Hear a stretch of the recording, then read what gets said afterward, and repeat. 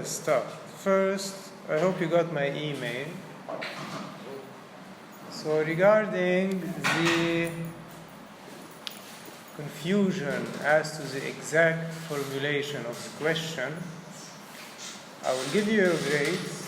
If you're not happy with your grade, you can come to the makeup session and do a makeup of 20 minutes to, and I will give you the same exact question which I gave you during the course. Next time, please remind me that this is not the exact question, okay? You can sleep in class, but you can wake up in the exam, okay? And you can tell me, sir, this is not what you said in class. Okay. Please keep it quiet.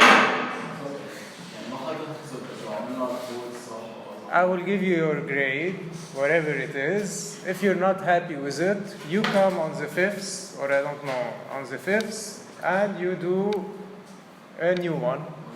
And of course, by the 5th, you would have been very comfortable with Spinoza because... What do you mean by the 5th? November 1st. Yeah. Oh, Okay. Yeah. So, let's continue with Spinoza. So what you're saying is this. With Spinoza, I hope you see how Spinoza is doing his philosophy. Spinoza is saying, listen, we have this distinction between substance and mode. When you say the tree is green, which one is supposed to be the substance? Tree or green? Tree, and green is what? It's a way of being of the tree, it's a mode. I'm not saying that Spinoza is saying that the tree is the substance. I'm saying in our everyday way of thinking and in our everyday language, we have this difference between what we think is existing there independently and something that depends on it to exist. It's not really, it's the most basic consideration on thought. When you say the wall is white, you're saying the wall is substance and the white is the way of being of the wall, it's in the wall. When you say the paint is white, paint is the substance and white is the mode which is in the substance. You say light waves are fast is a mode and light wave is a substance. Whatever you say, you have substance mode. So I hope at least you can grant him this kind of simplicity in how he's beginning. He's telling you, let's just consider this distinction, substance mode, and I can prove to you what is reality, if there's a God, no God, how many gods, everything else. But you only need to give me that. And if you don't give him that, you have a serious problem because thought functions with substance mode. I hope this is clear. So with this kind of very, very rudimentary conceptual material, which is substance, mode, attribute, is how you understand the essence of the substance or the mode. It's really like very, very basic. Attribute is simply the way you understand the essence of something. You say, okay, what's the essence of man? He is animal and rational. What's the essence of white? It's a color. What's the essence of, I don't know, an elephant, of speed? Or the essence of speed is a ratio between distance and time. So you see, anything has an essence. Anything has an essence, including the modes and the supposed substances. Everything has an essence, and when you understand what constitutes the essence of something, you know what's essential to it, meaning you know what, or you know that without which it cannot be. You understand what it is. It's as simple as that. So he only needs these three. I hope you can at least grant him these three. And Spinoza says, if you have these three, the next thing to do is to reach as fast as possible the definition of God. As fast as possible. You need the shortest way to reach the definition of God, meaning in our language, the definition of reality. God is the real for philosophers. So you see what he's saying is that, Spinoza. He's not saying you begin with God. You begin with the definition of God and then you go and you deduce everything else. No, he's saying you begin with the way we humans consider knowledge and thinking. You begin with how we humans think things. And with this way of thinking, which is very, very solid, you have now to reach as soon as possible the definition of reality. I hope now you're getting his second step. Then he says, okay, how do I reach now the definition of the real? First, can I have many substances, meaning many entities existing independently in knowledge and in presence, which share the same essence or attribute? Can you have that? No. Why not? By now it should be really like. Why you can't have many substances sharing the same nature? Like you say, this is a material thing, and this is a material thing. Some people think, not think, that these two are two realities. So yeah, my phone is real, the table is real. What's the big deal? Is there a big deal? Yeah, why? They're the same. They share the same. They belong to the same nature, which is material. So are they two realities or two things in the material reality? Two things in the material. This, if you want your intuitive thing, you have to see it like that.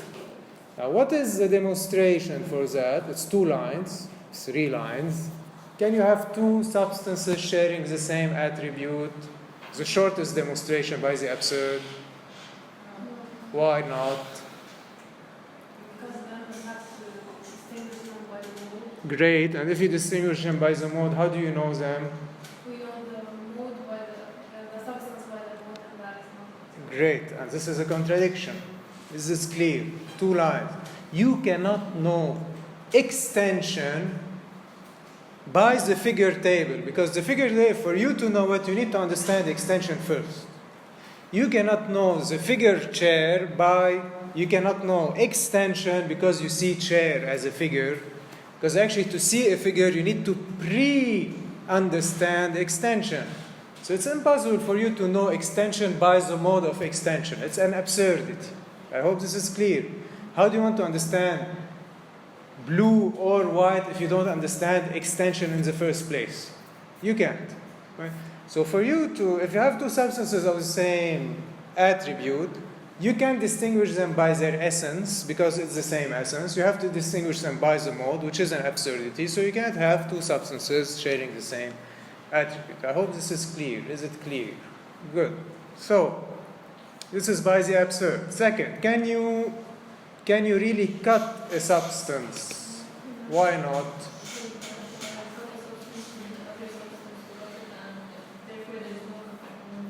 You need another substance? Yeah. Not yet. And this other substance has to share with the first one the attribute. So you have 2 substances of the same attribute. Can you have 2 of the same attribute? No. So you see how you proceed. The cutter should be different from the cutted. So if you are supposing that these 2 are 2 realities, to be able to perform the cutting, they have to share the same attribute. Absurdity, you cannot cut a substance. Actually, when you try to limit or cut a substance, in quote, you're adding to it. So is a substance of some attribute infinite? Meaning, can a substance of some attribute be limited? No, why not? To limit it, what do you need? So if it's the same attribute, is it itself the same substance or another substance? Same substance. You cannot limit the substance. You cannot cut the substance. Hence, any substance of some attribute is infinite. We know about 2, just for you to get examples. Extension and thought are infinite. Okay.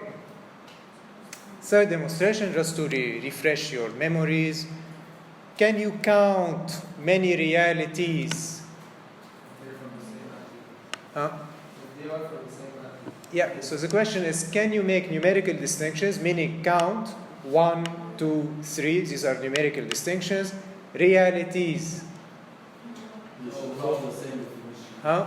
They should have the same definition. So the counted must have the same definition, meaning what? Attribute? Yes. Yes, to be able to count, right? Can you count banana, orange, tomato? No. So, in order to count, the counted must share the same attribute. So, the counted, can it be substances? Why not? Because in this case, the counted, would they need to share the same attribute? Yeah. So if they are realities, would they share the same attribute?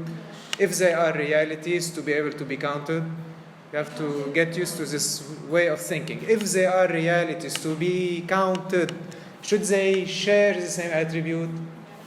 I know it's wrong, but if we suppose that we're counting them as realities, shouldn't we also suppose that they share the same attribute? Yes, but can they share the same attribute? They can, so you can't count them. Okay, this is a short definition. I hope it's clear. Second demonstration on the number. If you have many apples, does the definition of apple give you the number of the apples? No. So who gives you the number of the apple in reality, in physicality? The tree. So what is the cause of this number of apple? The tree. So is the apple self-caused? No. So if it's caused by something else, is it a substance?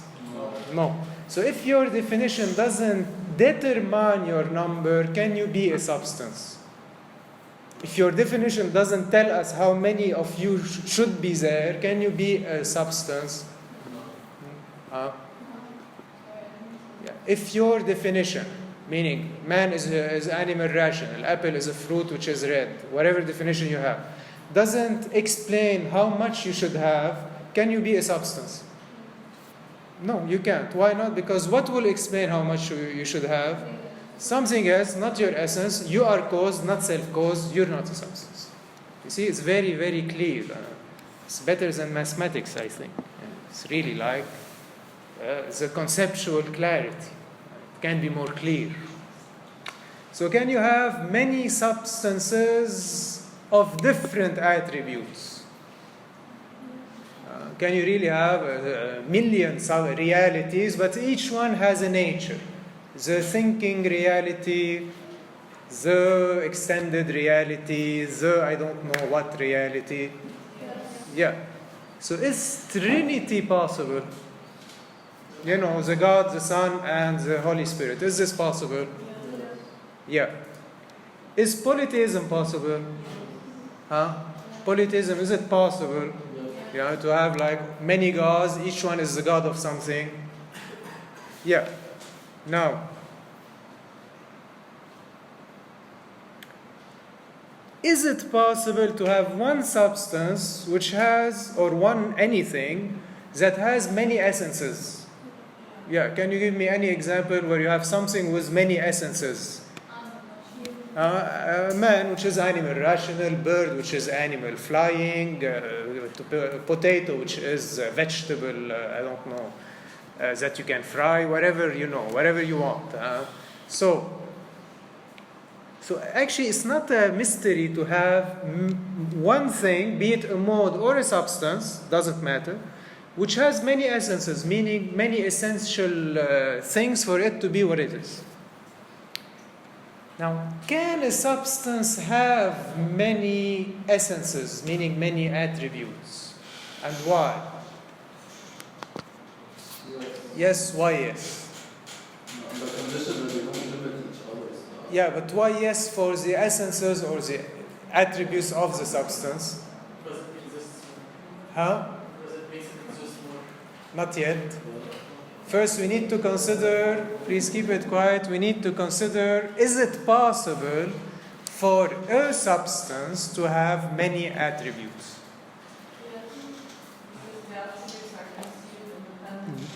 Great. the attribute of the substance, should you conceive it independently from anything else? Yes. Why yes?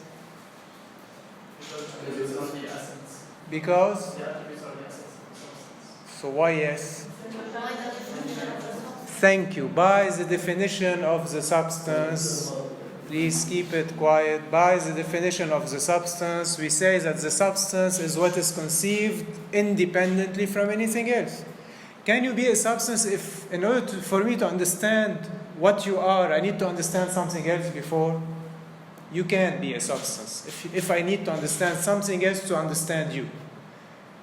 So, by the definition of the substance, which is to be independent in the way you understand it and independent in the way it is there, meaning presence, essence, the attributes of the substance, not of the mode, the attributes of the substance, they have to be conceived independently. They have to be conceived independently, meaning our conception of what is a substance must be independent from any other conception.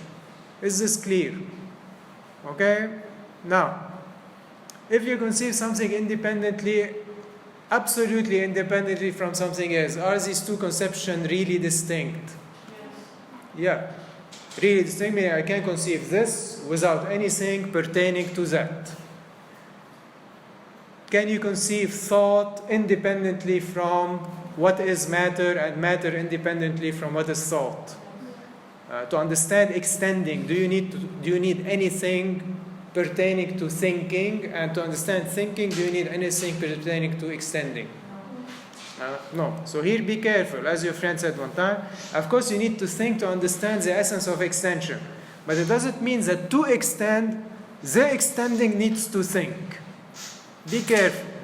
And it doesn't mean that to think, you need to extend. I hope this is clear. To think, you just need to think, and to extend, you just need to extend. But we can understand that this thing is only extending, while this thing is only thinking. They don't come from other things. Huh? Like they don't come from other substances. No, they don't. If you understand that something is extending, or the substance is extending, this action of extending doesn't need for it to extend to also think. And the other action, which is to think, doesn't need for it to think also to extend. So, you see that the understanding that the substance is extending and the understanding that the substance is thinking are two absolutely different things. So they are really distinct. Now, if they are really distinct, can they be numerically distinct? No. Why not? They can. Huh? They can or they cannot? They can. Now, to be numerically distinct, shouldn't you have two A, B that belong to the same attribute? Yeah. Can you count potato and tomato? No. So either two tomatoes, same attribute, or two potatoes. So if you are extending, do you share anything with thinking? So do they have a common essence or attribute? No. So can you count them? No. So are they really distinct? No. So are they numerically distinct? No. Are they really distinct? Yeah. Okay? I hope this is clear. Is it clear for everyone? Can you count attributes? No. Can you say attributes with S? No. Why not? Because it's uncountable. So you have to say an infinite number of attributes without S. And I hope here you see the limits of language and grammar and syntax. Here I'm addressing, you know. Either it's infinite or either it's one. Huh? Either it's infinite or either it's one attribute. No, we're not there. We're saying, can you count the attributes? Can you count them? Huh? No. No. So if you have an infinite number, is it an infinite number? Yes. If you can't count them, are they numbers? No. Okay, so I know it's mind bugging, but your mind needs to bug because our language is inferior in code to our conceptual power. Our language operates on a level, but our conception can go beyond what our language says. Our language says infinite number of attributes, yeah, but it can't say it differently. we conceptually know that this infinite is not a number. So you have to say infinite attribute, infinite item, I don't know, number. You see, you can say it differently. Of attribute, you remove the S. If you want to be like picky on that. Now I'm insisting on that. Why? Because you have many philosophical trends that think that language, natural language, is what should inform us about the real. But can language really inform us about the real? Now we can give at least an answer for that. Can language inform us about the real, our natural way of speaking? When you say infinite number of attributes, what does grammar tell you? Should you put an S? Yeah. Your natural way of speaking, does it make you believe that these are many? Yeah. But is now your natural representation and your natural language, are they now precise? No. Actually, they're wrong. So your concept allows you to judge your language. So is language a transparent access to the real? No. I hope now you see why conceptualism, meaning philosophies that rely on the concepts, are not the philosophies of language or the philosophies which relies on the analysis of language, which is another trend of philosophy pertaining to analytic philosophy, more or less, where you really think that just by analyzing the way we speak, we can understand the real.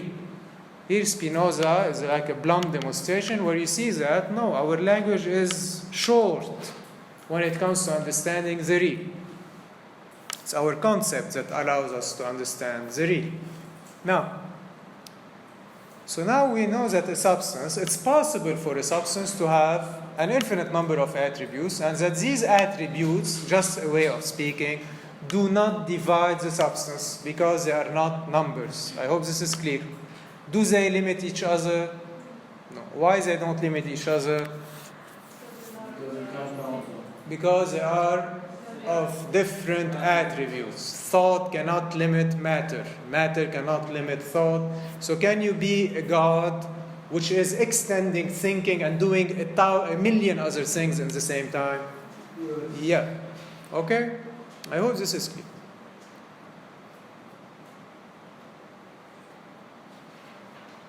So now, what is the formula of our existence? Is there existence? A posteriori, is there existence? Yes, it's around. Now, you want to understand now what is the structure of existence. What are the options? You have two options. Either the existence is a mixture of many realities having different attributes, like in Plato and paganism, or it's like in Christianity, three realities which are mixed together to give you this reality, or like in Spinozism, where you have one reality which actually is performing or acting in a million different ways. Which one of these possibilities exists more? One substance that comes with the action. Great. Why? Because it exists. Makes it more. Why? Because Makes it it has more more the meaning. option. It makes it More meaning.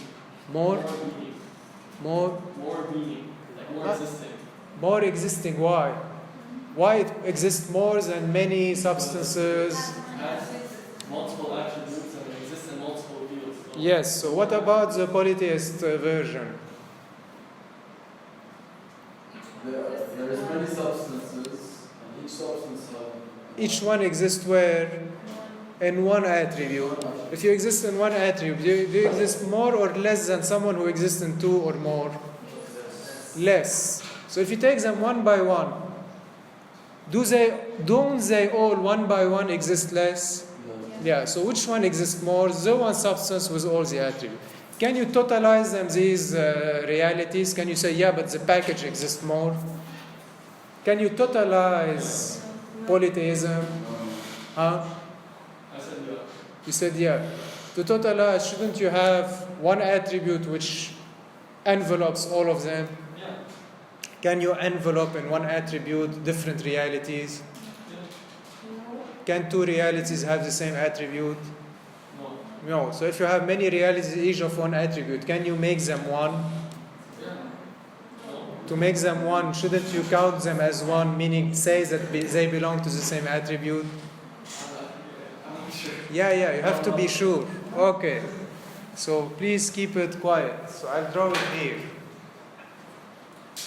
You have this case. You have thinking reality, extending reality, X, Y, Z. These are realities, each of one nature. First, can they limit each other? No. Why not? They're different actually. Because they're different natures, different attributes. Thought cannot limit man. Okay? Second, can you count them as one? Can you unify them? Yeah. Huh? Why not? Because they're uncountable. They're uncountable, and can you make them all belonging to the same thing? If they have to belong to the same thing, this thing shouldn't be of something, of some attribute. Yeah. So this should be an attribute here. And hence, shouldn't they all share in the same attribute? Can they share in the same attribute? No. Why not? They're different. Because they're different attributes. There's different fields. Yeah. Okay? So you can't really say that there's a package of many gods, because to say the package is to say there are many parts of this package, so they belong to the same thing, and if there is to the same substance, and in that case they are not substances anymore, or you don't have an attribute to unify them. Also, Okay? when we were saying before you package them, we actually can't package them. Huh? When we were saying before that we package them, like for example the three names of one God, Yeah. so they actually can't be packed. They can be packed. Why they can be packed? Because to put them together in one unity, they have to share the nature of the unity. In that case, there won't be any more substances, or you just can't put them in one unity. Okay? So I hope it's clear that now this is what exists. One substance with all the attributes. Okay? So this is a revision of what we did so far. Now if you have all the attributes, absolutely all of them, what do we call you? God meaning technical word, reality another technical word, Spinoza's word. Huh? Absolutely perfect. Absolutely perfect. Thank you. The absolutely infinite. Oh. Okay? You are the absolutely infinite. Now if you are the absolutely infinite, this is your definition. What is now the definition of God? You have it now.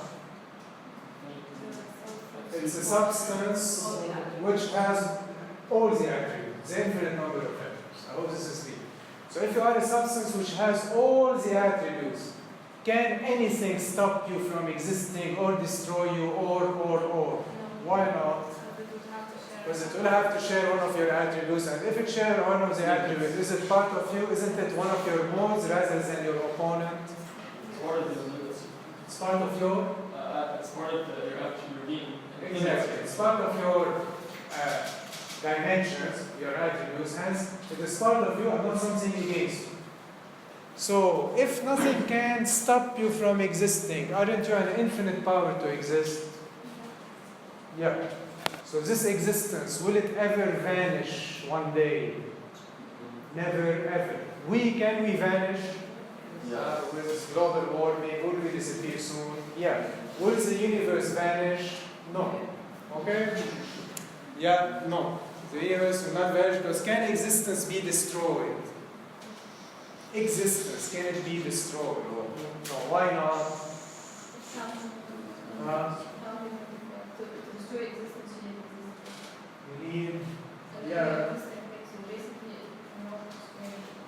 You need, what do you need in order to destroy existence? Another Something substance. existence which shares the same attribute. Be careful. So to destroy existence, you need something else that will destroy it under a dimension. Either destroy its materiality or its thinking. But can you have another with the same attribute? You can, so you can destroy. If one has like 5 attributes, the other one has 3, and one from the 3 is the same from one from the 5, then it just destroys, and it needs one. It has to be all of them. Can you have a reality where you have a substance was 1,000 and another substance was 100? Can this be the real? Why not? It's all the Why it should have all? It's less existing. Because if you have 1,500, it's less existing than one which has the 1,500. So it's sure that this tree has them absolutely all of them. You can say that this tree is made of two, where one is 2,000 and the other one 3,000. No. This tree has the 5,000, or all of them. Okay? So you see that if you are an absolutely infinite, aren't you an infinite power to exist? Yes. Yeah. So if you have all the attributes, you are an infinite power to exist. This is when we go from the attributes to the substance. But each attribute, isn't it infinite in its kind? Is extending infinite? Yeah. Is thinking infinite? And is an essence which is infinite, does it have an infinite number of consequences? Yeah. So, when you have an infinite number of consequences and nothing can limit you, wouldn't you produce these consequences? If you have an infinite number of natures, each nature having an infinite number of consequences, wouldn't you like, as you say in slang, wouldn't you like to follow your nature?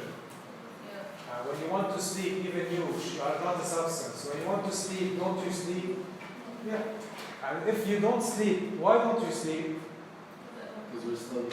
You don't study. Someone tells you, wake up, study.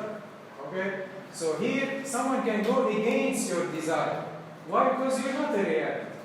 God, can someone go against his desire, God? Against his... Nothing can go against his desire. And if he has an infinite number of infinite essences, wouldn't he follow all the consequences? And when he follows the consequences, isn't he infinitely productive?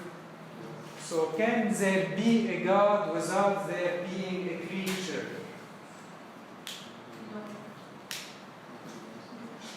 Can there be a God without there being creatures? You are the creatures. Why not? Because God made this creature to be God. So can he be God without creating? God is infinitely productive. Because he's infinitely, please keep it right. Because he's infinitely productive. And isn't he infinitely productive in the same way as he is infinitely existing? What is the reason why he's infinitely productive? Let's see his reason. Why is he infinitely productive?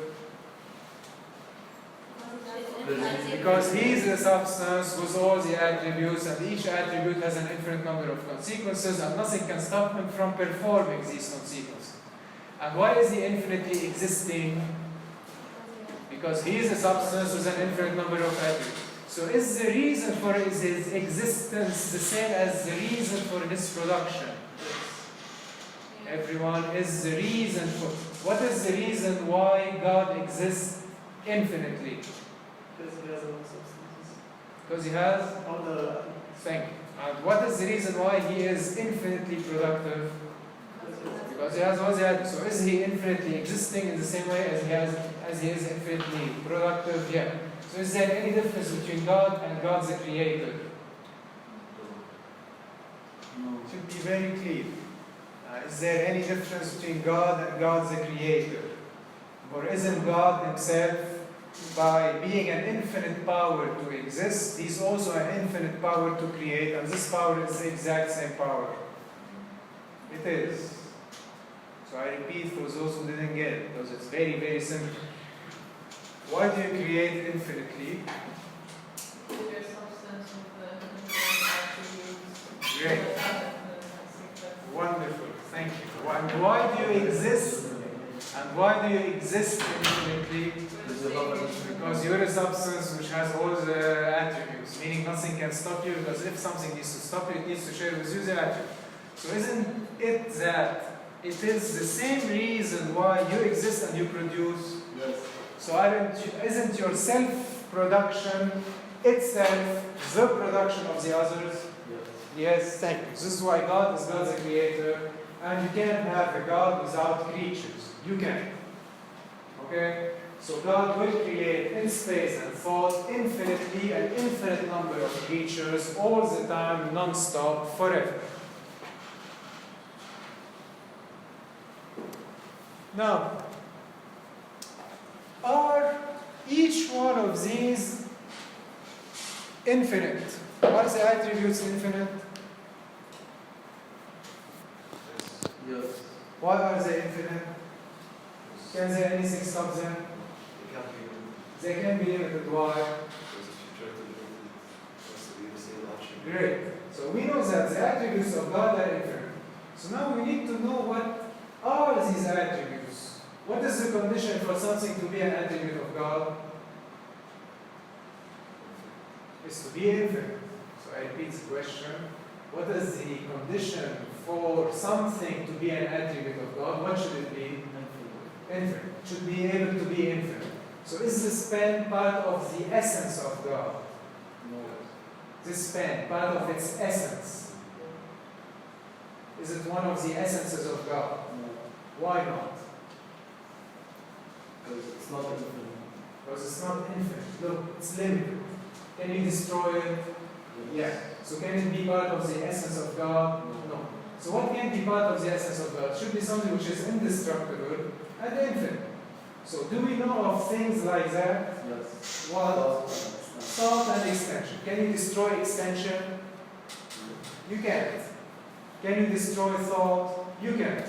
There is thought, there is extension. Okay? So when you understand the infinitely perfect, meaning what constitutes the essence of God, meaning what can be the essence of God, which are thought and extension, don't you see that these are infinite? You almost see it. You know that space is infinite and you know that thought will go forever. It's a perception of the infinite. It follows that the infinitely perfect implies an infinite power to perceive. I hope this is clear. Okay? So now just a little parenthesis. In extension, you have a causal chain in extension. First, who is the only and ultimate cause? The first cause, the last cause, the formal cause, the efficient cause, all the causes in one. Who is the only cause? God. Why God is the only cause? Because you have all the attributes. And if he has all the attributes, what is he? Isn't he the only reality? Yes. So can there be any other cause than God? No. So as you see, everything you see around you, the way it moves, the way it grows, the way it dies, all of these are the movements of God. You throw this, the way it falls is actually in the nature of God. The way your body functions is in the nature of God, and everything follows the order of God, meaning the natural order. So, can't we think, even if God is the only cause, can we think of a causal chain? Like, what is the cause of the apples?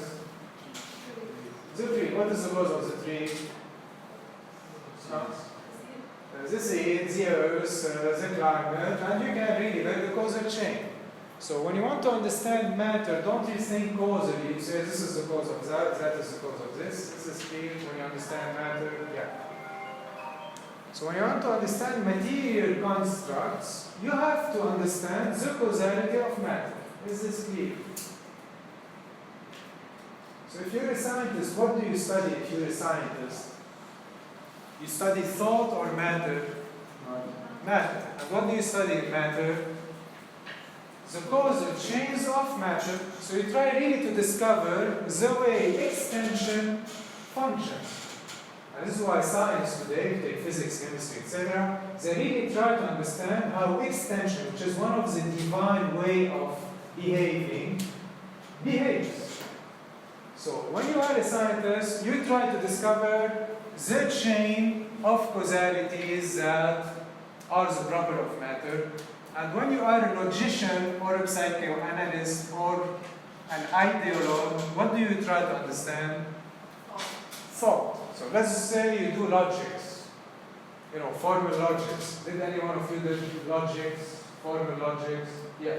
These are what the law of what we call them. The law of what? Logics deals with the laws of what? Of nature or of what? You know, logics. Please keep it quiet. Logics, yeah. The law of thought. The man. So if you do logics, logic is it's the law of formal thought.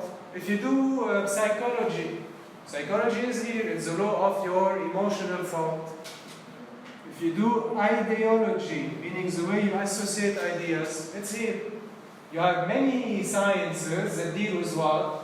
With the way what functions? Thought, thank you. I hope it's clear. It's not that complicated. When you do logics, you really try to understand how formal thought functions. If this and that, you know. When you do psychology, you try to understand how the emotions connect to each other. If you do ideology, you start to understand how people are influenced via their ideas. All of these are the laws of what? Of thought. Is philosophy science or logics? Now I hope you can deal with this kind of monstrous question. If I ask you, is philosophy, you know, the science of logics, or grounded on logics, or grounded on science? It's really like the task of philosophy to study the way thinking works or the way matter works. Is this really the job of a philosopher? Because here I need to introduce you to philosophy. I mean, what do they do, these guys? What do they do? Do they study matter? Do they have anything to do with the study of matter? Is philosophy science?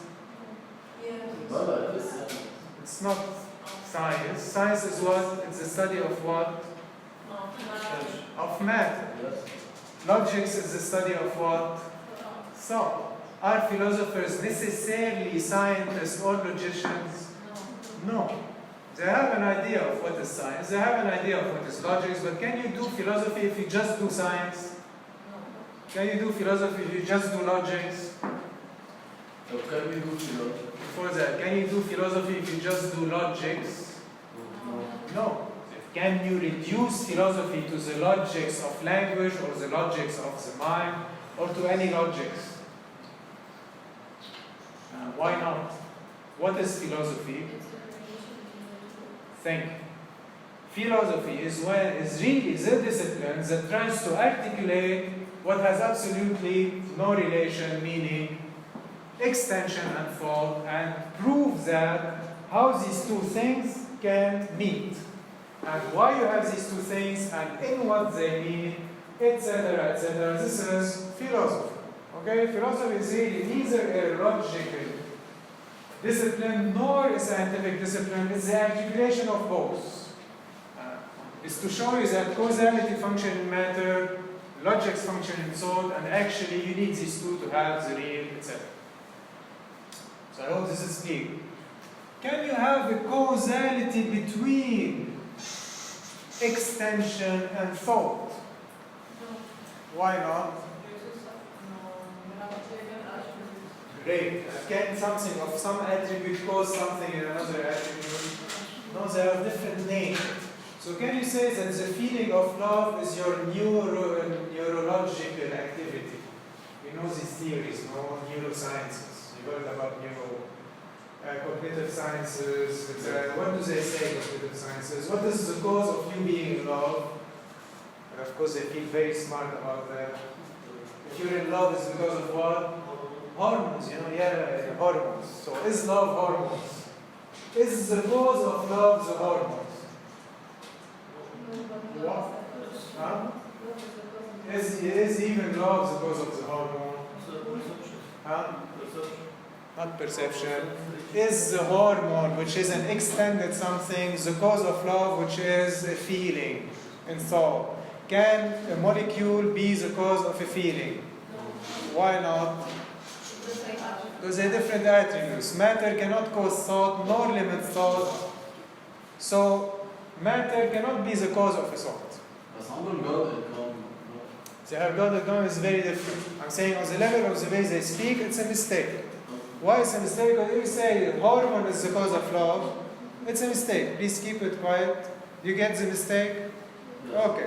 So you can have causality between two attributes. You can have causalities inside one attribute, but never between two attributes. So this is wrong. So he said they have God in common, yeah. No, it's like that. You have here an event, and this event is understood as matter, and it is understood as feeling in the same time. So the same act of God is refracted twice, matter and thought, all the time. Is this clear?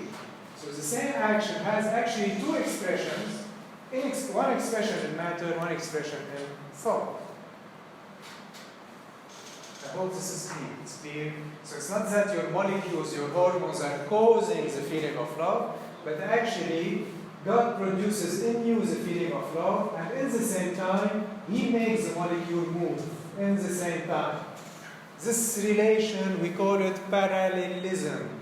There's a parallelism between the unfolding of thought and the unfolding of your brain activities. They are in sync.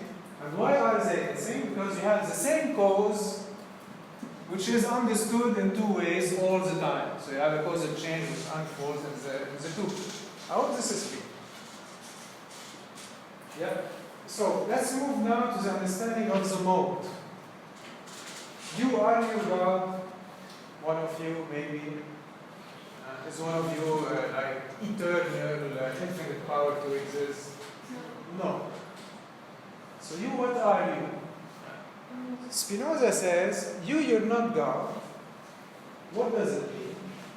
It means that you are not a substance which has what? An infinite number of attributes. So your essence is not to be a substance with an infinite number of attributes, but your essence is to be a ratio inside an attribute. So here I'm telling you the difference between you and God. God is an essence which includes the attribute. You are an essence which is inside an attribute. Did you get the difference between you and God? God, His nature is to have the attribute. Your nature is to be in the attribute. It's clear? Okay, so what are you? You, as you know, you are a ratio of movement and rest. What does it mean? If you look at your body, what is your body before moving to your soul? Isn't your blood a ratio of red cells, white cells, and lymph? Yeah.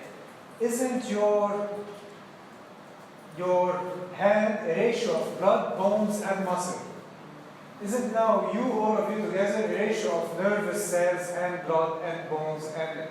Aren't all of these things ratios of movement and rest? You know, today in physics, and Spinoza he had this intuition. You know, today why you have the quantum things, that it's a particle and a wave. You know that story, the quantum cat. You know the cat of Schrödinger? What's the story of the cat of Schrödinger? Huh? The cat in the box. What this poor cat, what is his story? You know, he's live and dead at the same time. It's a very miserable situation. Huh? No, this cat in the box. If you send a ray of light, if it's a wave, it goes right. If it's a particle, it goes left. On the right, he lives. On the left, he dies. So we don't know anymore because light is wave and quantas. You know this theory. It's not that complicated. We know that light is not only quantas, package of energies, it's also a wave. And today, if you read a little bit the theory of matter, they say that everything is a wave, everything. If you take an atom, it's a wave, and if you take light, it's a wave, but everything is a wave. You see, what Spinoza is saying is exactly that. If you take a blood cell, isn't it a speed and a wave? Let's say the speed of bringing together pigments. Your bone, isn't it a speed to bring together calcium? So it's a speed of there's a ratio of destruction of calcium and integration of calcium. And this is, if you look at your bone dynamically, if you put fast forward, you see that actually it's constituting and eliminating all the time. It's a ratio of speed and rest. And the calcium itself is a ratio of speed and rest. So the bone is a ratio of speed of a ratio of speed. Is this clear? What Spinoza is saying is something very basic. He's not going into science and chemistry and physics. Or what he's saying is that the physical world and the intellectual world, by the way, are speeds of ratio, meaning a ratio of movement and rest. Is this clear? It's not that complicated. You eat, you eliminate. There's a cycle of movement where you absorb and you eliminate. You eat, you go to the bathroom, and you are actually this kind of dynamic equilibrium between these materials. I hope this is clear. So can we make the ratios of the ratios that constitute you? Let's say you are what? Blood, bone, nervous. Can you make the ratio of all these movements and rest together? Is it a possibility? Yeah. If blood is a ratio of, let's say, 3 speed, 1 rest, and bone is 5 speed, 1 rest, you do the ratio of both, you get 5 speed, 2 rest, and you do the ratio of the ratio of the ratio. And as you can see, you are characterized by what we call a characteristic ratio. What does it mean? That if I do really like all the dynamisms that exist in you, they all converge towards a number. Let's suppose you have a metabolism which is very, very active, so your number would be lower. If my metabolism is very slow, my number would be higher. And each animal, each plant, each molecule has its own ratio.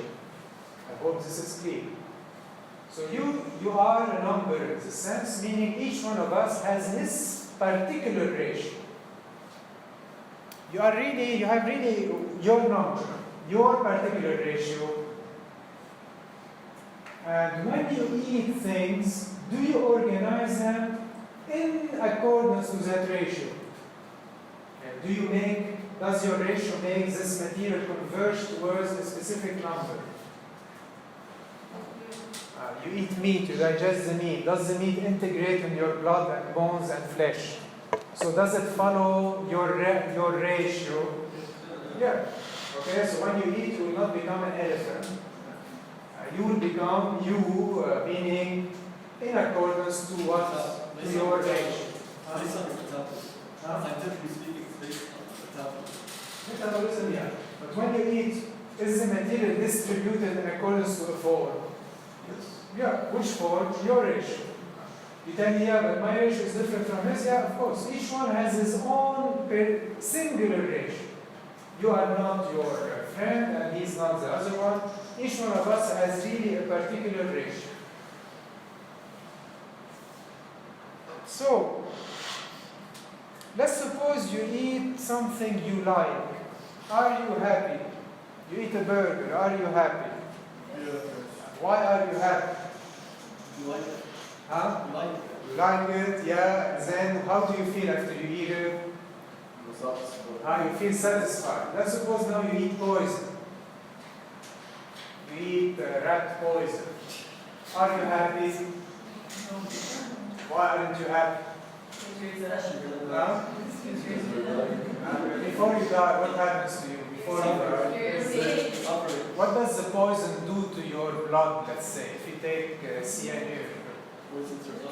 What does poisoning mean? Please keep it quiet. What does poisoning mean? Stops your blood from. It decomposes the ratio of your blood.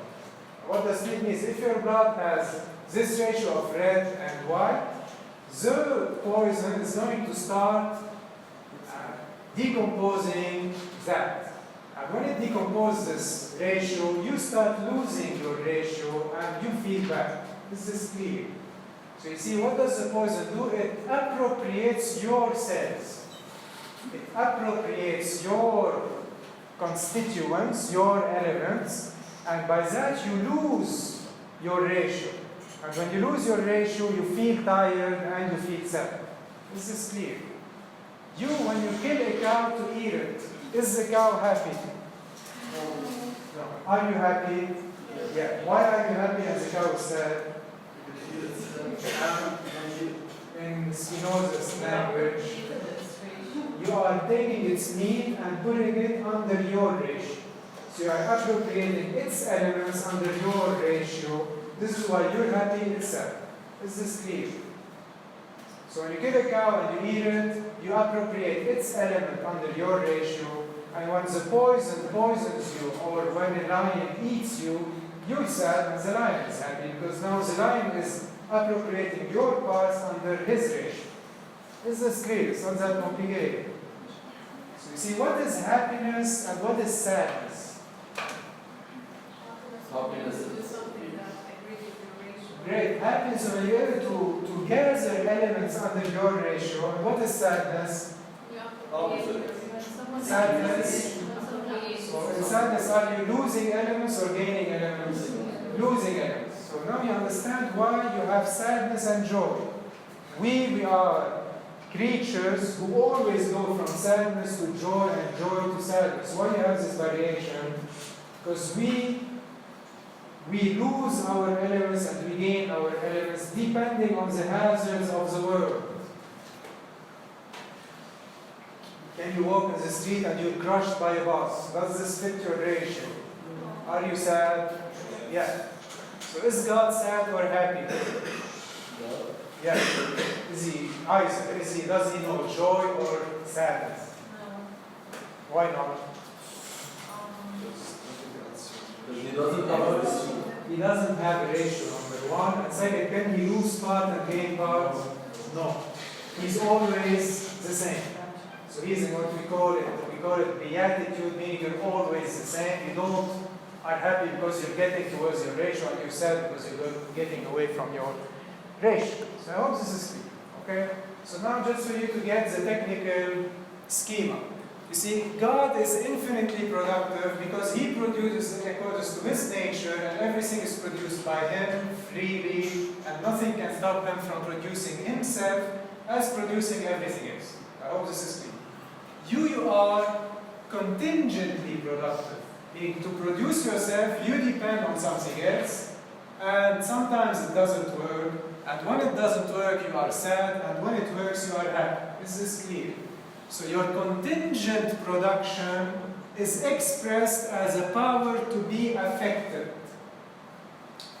While the infinite productivity of God is an infinite power to produce, which is beatitude. He is always equal to Himself. While you are in a variation of joy and sadness all the time.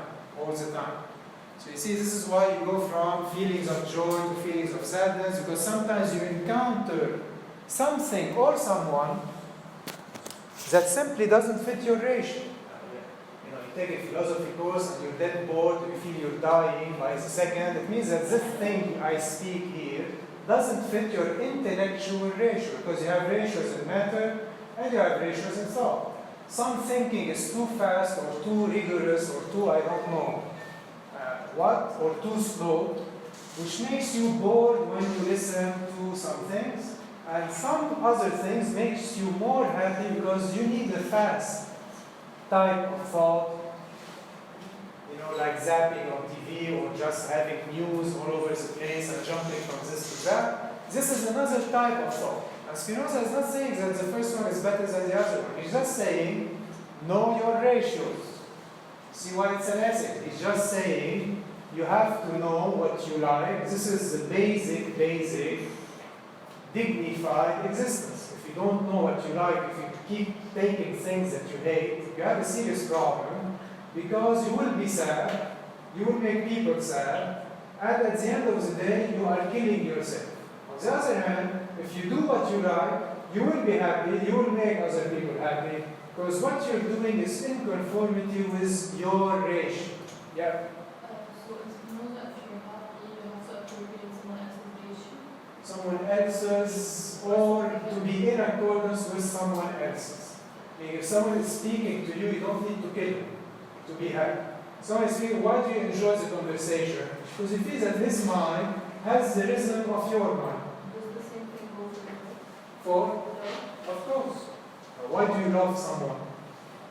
Literally, why do you love someone? Because you feel that on the level of the intellect, his rhythm of thought fits with your rhythm of thought. You know, when he speaks, you're not dead bored after 5 minutes, like, come on, say something. And when you make love, you feel that your bodies complement each other. So, love for Spinoza is that. Love is what? Is when an object causes pleasure in you, meaning joy. And why does it cause pleasure in you? Because its ratios fits your ratios. Now, what is hate? It's the opposite. Hate is when the body of the other or the speech of the other are simply unbearable to you. Okay? So what Spinoza is saying, should you follow what makes you happy or what makes you sad? Makes you happy. Why? Because it fits your ratio. Hey, when you're happy, does this mean there's something in common between you and the other thing? Be it physical or mental? Yeah. Even when you eat a burger, is the ratio of proteins in the burger fitting your ratio of protein? Yeah, this is why you like it. But when you eat poison, the ratio of poison doesn't fit with any of your ratios. This is why you hate it. The same applies on speech and people. Yeah. According to Spinoza, we are not free. So we are not free to choose. We will see if you are not free. He didn't say that. When He you didn't say it. when you like something, it has to. You're saying it has to fit your ratio. It has to fit your ratio. Yeah. Meaning it doesn't harm you. Like, Yeah. you know, Yeah. But it's something like, for example, smoking. Yeah, smoking. If you smoke, as long as you can maintain the ratio, you're fine. But if you get cancer, you see that you cross the limit, the ratio is too big now for you. Drinking, smoking, drugs, people, it's all the same. Everything is a ratio. If you love someone, if you're glued on him the whole day, you change the ratio. So you can love someone in a proportion. Like, you can see someone 24 hours. Because 24 hours changes the absorption of that thing, so you change the proportion. So what Spinoza is saying is this: be careful, calculate your ratios. You want to see someone that you love, yeah, but maybe not all the time. You want to eat burgers, yeah, but not 20 burgers a day, etc., etc. And some things really don't fit your ratio. Even for 5 minutes, like poison, or people you hate, or courses, or movies, or music. Really, why you hate some music? You know, so some people like I don't know, heavy metal. Some people listen to classical music. Okay, you feel that they don't have the same sensitivity. This means that they don't have the same rhythm intellectually. Spinoza is not saying that those who listen to heavy metal are worse than those who listen to classical music. He's saying these are like that, and those are like this. Okay? Some people like to eat vegetables, other people like to eat meat. Your job is to discover your ratios. Yeah. But doesn't that mean a relationship between the essences and the extension and thought? And for example, burger makes you happy. Yeah, makes you happy physically. There's a parallelism. When you eat a burger, at the same time, if it fits your ratio, you have the feeling joy in thought. So it's not that the burger is causing the feeling joy. He's not saying that. He's saying the burger makes you happy, the way of speaking. It means that when your body is getting towards the ratio, your thought intensifies, you start to glow, you're happy. And when your body goes away from your ratio, you start to dim down, you are sad. Okay? So you see, your ratio doesn't exist necessarily in the world. Your ratio, let's say your ratio is 2/5. This is you, 2/5. Do we need to find someone whose ratio is 2/5 today? Or isn't it? It happens that you exist. It happens. So is your existence possible or necessary? Possible. So you see, when it comes to modes, meaning people like you, the thought of your ratio doesn't imply its existence, and vice versa. I hope this is clear. But the thought of the essence of God doesn't imply its perception. When you think of the essence of God, do you see it all the time? The essence of God. Yeah. Can't you not see thought or matter? Can you find a place in this universe where there aren't any thoughts or matter? I repeat, is there a place in the universe where you don't encounter space or thought? No, why not? Because they are infinite. Thank you. Is there a place in the world where we don't encounter you? Yeah, why? Because you are finite. Can we have this world without you? Yeah. So you see, your existence is only possible because you have a singular characteristic ratio, meaning you are a proportion of matter and you are a proportion of thought, and you're not yourself matter or thought. You are really a way of distributing matter and a way of distributing thought, and you're not yourself matter and thought. But is your ratio eternal? 2/5. Is this an eternal possibility of matter and thought? Yeah. So maybe you don't exist now, but the possibility of your existence is eternal. Okay. Your ratio, is it a ratio? 2/5. So can you have a body which has this ratio? Can you have a situation where you don't have a body actualizing this ratio? But is the ratio itself destroyed when it destroys the bodies that correspond to the ratio?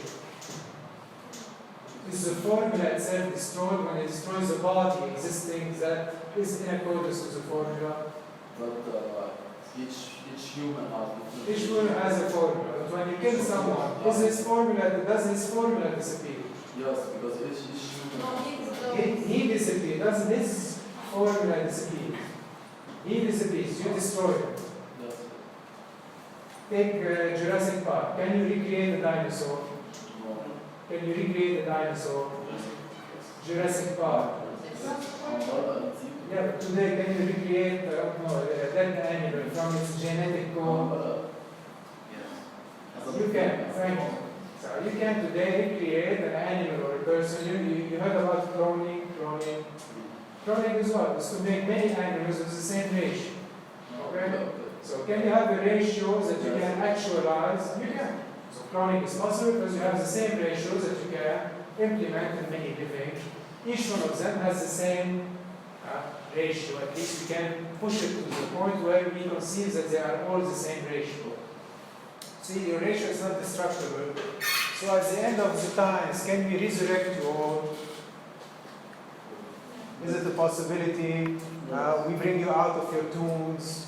It's a possibility. It's a possibility. Why? Because we can raise the dead by reactualizing their ratios.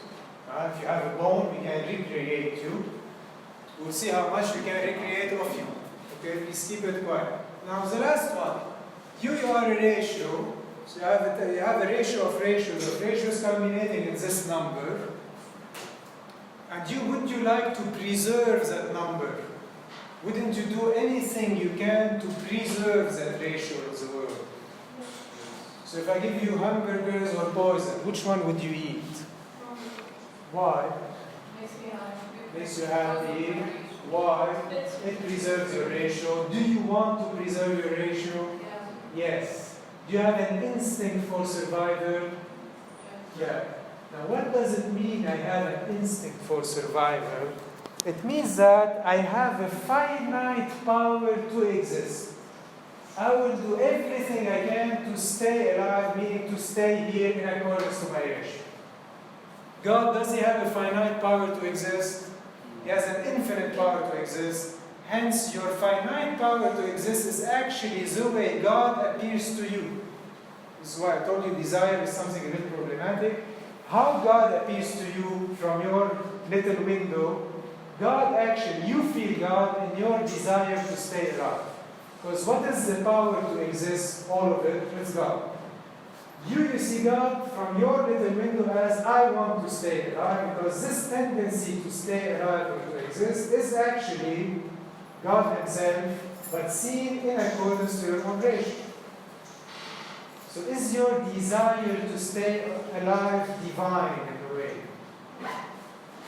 It is. Actually, it's an absolute right, because your desire to stay alive is the way God appears to you. There's something more. God actually creates himself and creates everything by implementing in everything the desire to stay alive. What is causality? Causality is simply people running for their lives. I explain. Let's suppose you want to eat a chicken. Why do you want to eat the chicken? Because you're hungry. Because what do you want? To stay alive. So you start running after the chicken. The chicken, what will it do now? It will run. Why? Because it wants to stay alive. And while the chicken is running, there's a worm passing by. Would the worm dive in the earth? Hide itself. Why would it hide itself? Because it wants to stay alive. And this is a causal chain now. I'm causing the chicken to run, and the chicken is causing the worm to dive. And once the worm dives, you have an ant that escapes. And all of these things are now a causal chain. See how God creates the world like that? Because everything wants to stay alive, things starts to move in accordance to a very specific order. And this order is what we call the causal order, or the order of nature. And as they say in Judaism,